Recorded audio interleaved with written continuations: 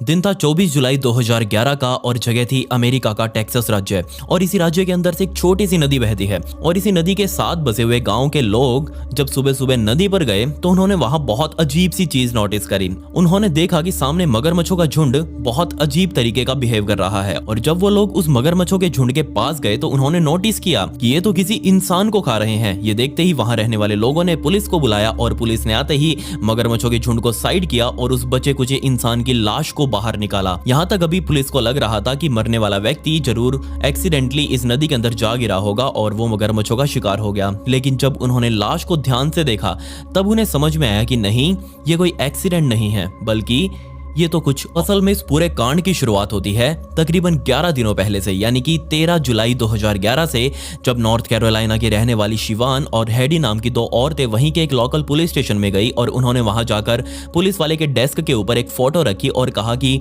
ये हमारी दोस्त लॉरा एकरसन है और ये पिछली रात से गायब है। जैसे ही पुलिस वालों ने इसकी फोटो देखी, उसकी फोटो को पूरे स्टेट के अंदर सर्कुलेट कर दिया गया और उसकी मिसिंग रिपोर्ट दर्ज कर दी गई। तकरीबन 5 दिनों बाद, जी हाँ, इसके तकरीबन 5 दिनों के बाद पुलिस वालों को लॉरा की गाड़ी उस जगह से जहां पर उन्होंने वो रिपोर्ट दर्ज करी थी उससे तकरीबन 150 मील दूर ऐसे ही लावारिस हालातों में खड़ी हुई मिली। पुलिस ने जैसे इस गाड़ी को कब्जे में लिया, उसकी जांच की गई, लेकिन उस गाड़ी में कुछ भी पुलिस वालों को अजीब नहीं मिला। उसकी मालकिन यानी कि लॉरा एकरसन अभी भी गायब थी। आखिर वो कहाँ गई, उसके साथ क्या हुआ था? दोबारा से पुलिस वालों ने शिवान और हेडी को पुलिस स्टेशन में पूछताछ के लिए बुलाया और कहा कि हमें लॉरा की गाड़ी तो मिल गई है, लेकिन लॉरा का अभी तक कुछ पता नहीं चला है। तकरीबन 5 दिन बीत चुके हैं, हम अभी तक लॉरा को नहीं ढूंढ पाए हैं। तो क्या आप हमें और कुछ बता सकते हैं उसके बारे में, उसकी पिछली लाइफ के बारे में, ताकि हम उसको अच्छे तरीके से आइडेंटिफाई कर पाएं कि आखिर लॉरा के साथ क्या हो सकता है, आखिर वो कहां जा सकती है।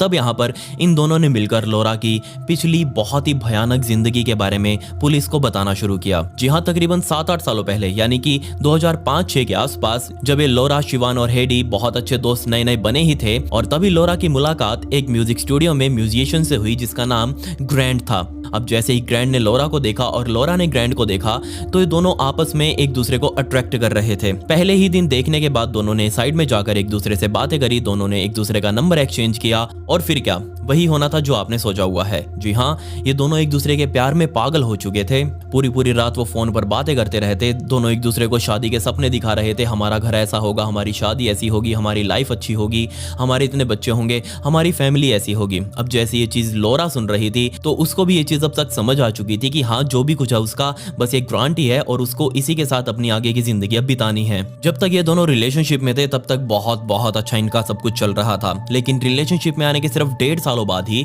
लॉरा ने ग्रैंड से बहुत ही चुपके से दूर कहीं देश में जाकर वहीं पर शादी कर ली और वापिस जब वो अपनी लोकेलिटी में आए तो एक कपल बनकर आए थे। अभी तक किसी को भी नहीं पता था कि इनका कोई रिलेशनशिप भी चल रहा है और अब एकदम से लोग इनको शादी किया हुआ देख रहे थे। तो सभी बहुत ज्यादा हैरान कि इन्होंने शादी कब करी, किससे पूछ के करी। जब लॉरा ने अपने माता पिता को बताया तो वो भी बहुत ज्यादा अपसेट हुए कि तुमको एटलीस्ट हमें तो बताना चाहिए था, हम देखते पहले कि ये लड़का कैसा है, क्या तुम्हारे लिए ठीक है भी या नहीं। लेकिन लॉरा ने कभी किसी को कुछ बताया ही नहीं, बिना किसी से डिस्कस किए उसने जस्ट ग्रैंड से शादी कर ली।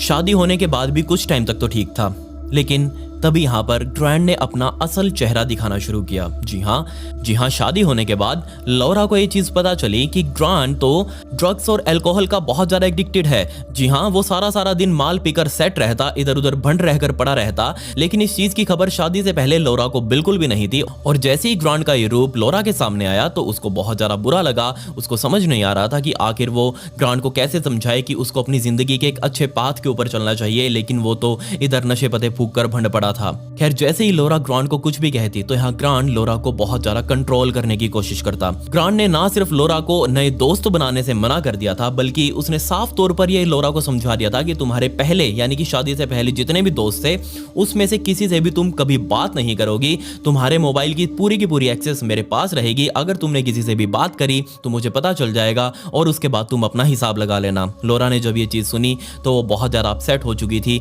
उसको समझ नहीं आ रहा था कि शादी से पहले ग्रांड कैसा था और अब ये कैसा बन चुका है। खैर, जैसे तैसे लड़ाइयाँ चलती रही और इन्हीं लड़ाई के बीच में लॉरा एकरसन 2 बार प्रेग्नेंट भी हो चुकी थी और उसको 2 बेटे पैदा हुए। इन बच्चों के पैदा होने के बाद लॉरा को कहीं ना कहीं ये उम्मीद थी कि अब तो ये ग्रांट कहीं ना कहीं सुधर जाएगा, उसको अपनी जिम्मेदारियों का एहसास होगा और इन बच्चों की भी परवरिश अच्छे से कर पाएगा। लेकिन यहाँ ग्रांट तो कुछ और ही सोचकर बैठा हुआ था। लेकिन लॉरा ने यहाँ पर बिल्कुल गलत सोचा हुआ था। जैसे ही बच्चों की जिम्मेदारी लेने के लिए वो ग्रांट को समझाती, ग्रांट उसके साथ मार पिटाई करता और इस मार पिटाई के पीछे का भी एक कारण था और वो कारण था एक्स्ट्रा मैरिटल अफेयर। लॉरा एकरसन से कर रखी थी, लेकिन यहाँ ग्रांट का एक एक्स्ट्रा मैरिटल अफेयर न्यूयॉर्क में बैठी हुई अमांडा नाम की एक लड़की के साथ चल रहा था। और जैसे ये बात लॉरा एकरसन को पता लगी तो उसने अपना पूरा होश खो दिया और वो सीधा ग्रांट के ऊपर जा चढ़ी। लेकिन ग्रांट ने उसे पकड़कर आराम से मार पिटा कर ये समझा दिया कि तुम चाहे कुछ भी कर लो, मुझे अमांडा पसंद है और मैं उसी के साथ रहना चाहता हूँ। जब ये बात लॉरा ने सुनी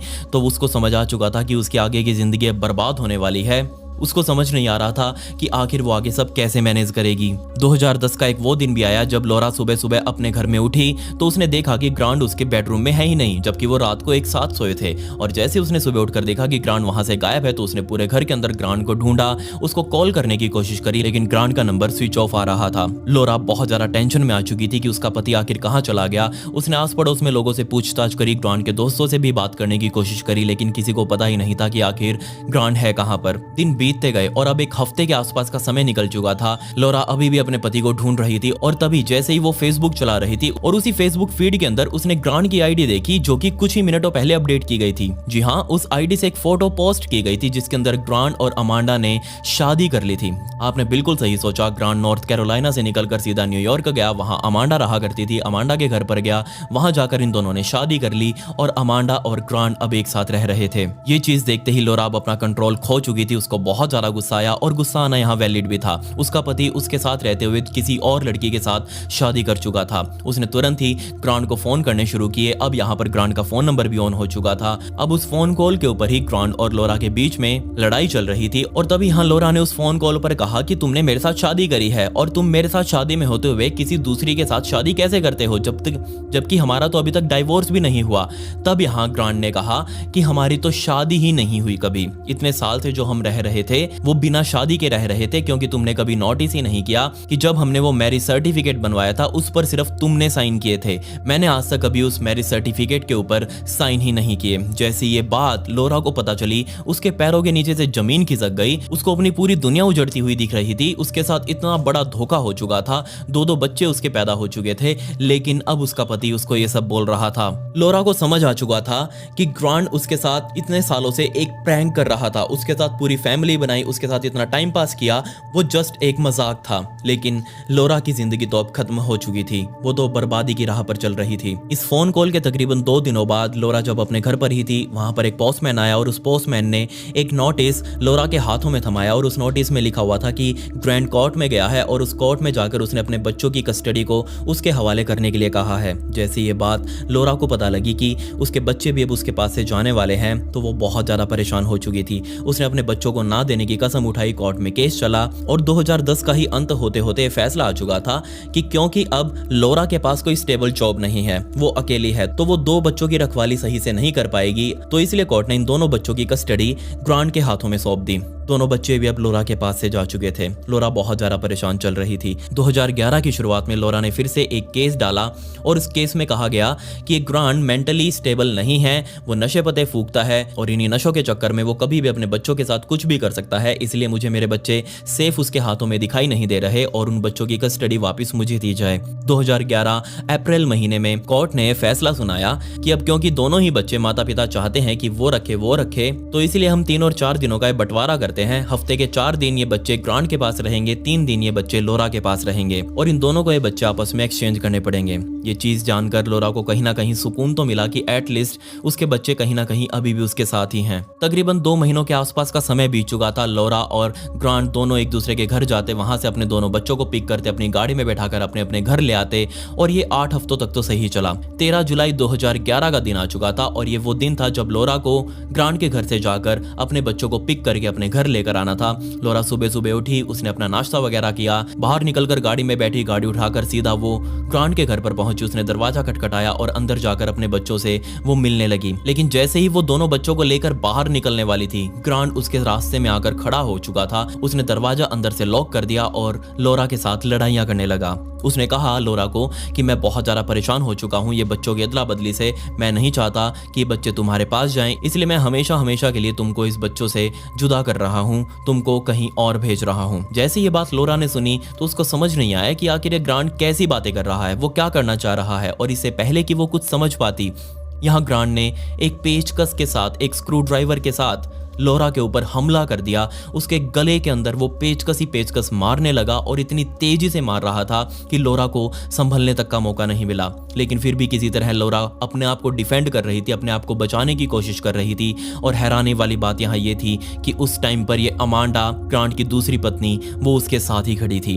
ग्रांट लोरा के ऊपर पेचकस से वार किए जा रहा था और बेइंतहा हुए इन वारों से बेचारी लोरा की मौके पर ही मौत हो चुकी थी। अब ग्रांट ने यहाँ लोरा का मर्डर तो कर दिया, लेकिन अब इस बॉडी को ठिकाने भी लगाना था।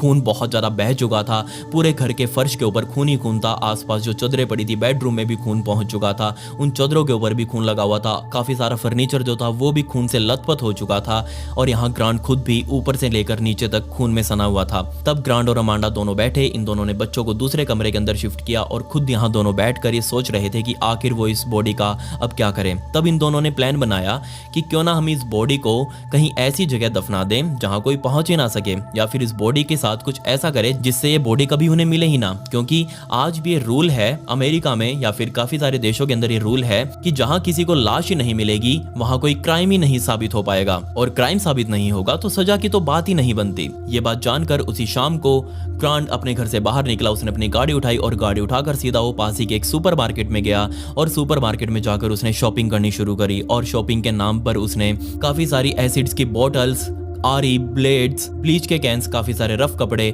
वो सारे उसने अपनी उस शॉपिंग कार्ट के अंदर रखे, उनका बिल करवाया और वो सारा सामान अपनी गाड़ी में लाद कर वापस अपने घर आ चुका था। इन दोनों का प्लान था कि वो सबसे पहले इस लाश को अच्छे तरीके से काटेंगे छोटे छोटे हिस्सों में, ताकि इसको डिस्पोज करना बहुत ईजी हो जाए। यहाँ ग्रांट और अमांडा दोनों ने मिलकर लोरा की लाश को तकरीबन 7-8 टुकड़ों में काट दिया और उसको काटकर अलग अलग पॉलीथीन्स के अंदर भरकर उन्होंने वो पॉलीथीन्स अपनी गाड़ी के अंदर रखे। गाड़ी के अंदर रखते ही वो वापस अपने घर में ऊपर आए। उन्होंने अपने घर की साफ सफाई करनी शुरू करी। काफी सारे फर्नीचर के ऊपर भी खून लगा हुआ था। उस फर्नीचर को बाहर रखकर अपने गार्डन में ही उन्होंने जला दिया और जहां फर्श के ऊपर खून लगा हुआ था उस फर्श के ऊपर ब्लीच के पोंचे लगाए गए। आपको पता है कि ब्लीच एक ऐसा केमिकल होता है जिससे किसी भी चीज का रंग उड़ जाता है, वो बहुत ज्यादा पावरफुल है।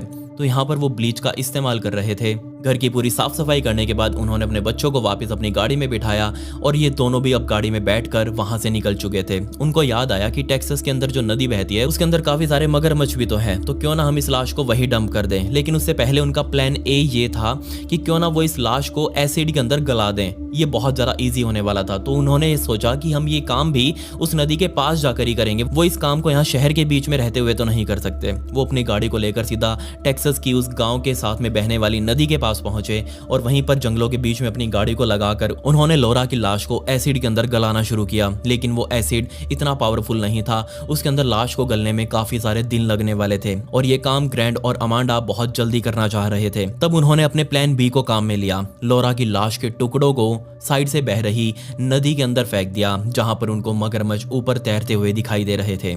सारे टुकड़ों को फेंकने के बाद वो वापस अपने घर में आए और आराम से अपनी जिंदगी काटने लगे। तकरीबन 11 दिनों बाद तक, यानी कि 24 जुलाई का समय आ चुका था। लोरा को गायब हुए 11 दिन बीत चुके थे और अब तक पुलिस को लोरा का कोई अंदाजा ही नहीं था। तब यहाँ टेक्सास के पास उस गांव के लोगों ने टेक्सास पुलिस को इन्फॉर्म किया कि यहाँ कुछ टुकड़े पड़े हुए हैं लाश के और मगरमच्छ उनके इर्द गिर्द घूम रहे हैं। जैसे ही पुलिस पहुंची, उन लाश के टुकड़ों को बाहर निकाला गया। तब यहाँ पर पुलिस वालों को पता चला कि ये कोई एक्सीडेंट नहीं है, बल्कि इन टुकड़ों को तो बहुत सटीक तरीके से किसी धारदार हथियार से काटा गया है और ये काम तो जरूर कोई इंसान ही इंसान के साथ कर सकता है। पुलिस वालों ने बचे कुचे टुकड़ों को फोरेंसिक जांच के लिए हॉस्पिटल में भिजवाया। लाश का पोस्टमार्टम किया गया और तब यहाँ डॉक्टर्स को पता चला कि इस लड़की की बची कुची रीढ़ की हड्डी के अंदर भी पेचकस लगने के निशान थे।